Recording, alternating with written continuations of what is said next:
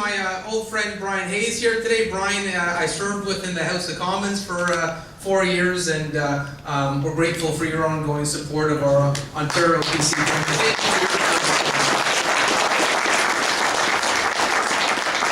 So this is my, you're right, sixth trip back to Sault Ste. Marie since becoming leader of the party. It's my 24th trip to Northern Ontario, and I love any excuse to come back up here. Any city that produced Wayne Gretzky is a pretty good city.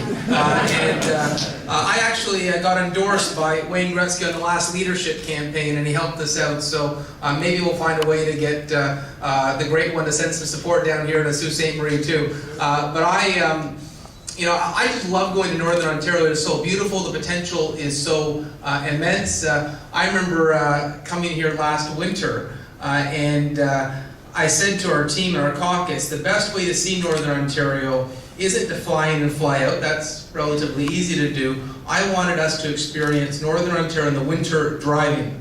So I convinced 6 caucus members to drive everywhere in Northern Ontario. We from North Bay to Sudbury to Sault Ste. Marie to Wawa to White River to Thunder Bay to Dryden, and I said, and cross your fingers for snowstorms because I want you to feel and appreciate what it's like in Northern Ontario. Everyone had a tremendous experience. Most politicians tend to be a little bit addicted to their phones too. It makes you appreciate 3 or 4 hours en route to Thunder Bay where you can't use your phone, the challenges you have with broadband in the north. But it was a great trip, and it's a continuing education for us on what we can do to unleash the potential in Northern Ontario, and it remains a big part of the plan that I hope to take to the province in 18 months. I wanted to mention a few things here today. We're having this New Year's levy, a celebration of our candidate, a celebration of what's to come in 2017, and I wanted to share with you a few of my New Year's resolutions. Queen's Park isn't sitting right now. We return in February, and one of the things that I'm looking forward to bringing up in the legislature in February is asking the Premier about the new cap and trade. Has everyone heard about cap and trade? Well, my condolences. The cost of everything is going up as of yesterday. Everything. The cost of everything is going up. And don't get me wrong. I think our environment is important. I want to protect it. I take climate change seriously.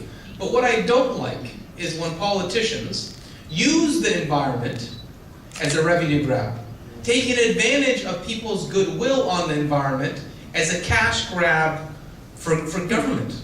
Now let me tell you what this is. Cap and trade is a $2 billion revenue grab for Kathleen Wynne to spend more money.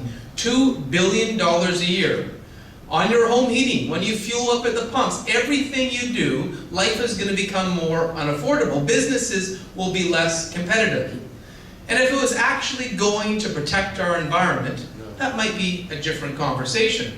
Frankly, if it's really about the environment, why does government get money out of it? Why is government getting $2 billion a year? The worst part of this is that Kathleen Wynne has signed us up to a plan that we have to buy emission credits. So it's not just that you have to pay the government of Ontario, you have to give Kathleen Wynne more money. Businesses have to buy green credits, green allowances from pre-existing green economies. So Quebec and California, we've signed on by 2020 to purchase $366 million from California and Quebec, and over $2 billion by 2030. Can you believe that? We are subsidizing Beverly Hills. Pretty consistent with how this government's operated. It's Kathleen Wynne continuing to make America great by sending your hard-earned funds to California. I look forward to the day. Not only will we can hold Kathleen Wynne accountable for this, but we can dismantle cap and trade because it's done in the wrong way. And I've seen other provinces do it where they don't take anything. BC doesn't take a cent from the people. Frankly, if anything raised from these environmental levies in BC is used by government, they actually charge the finance minister on his own salary. The finance minister loses 30% of his salary.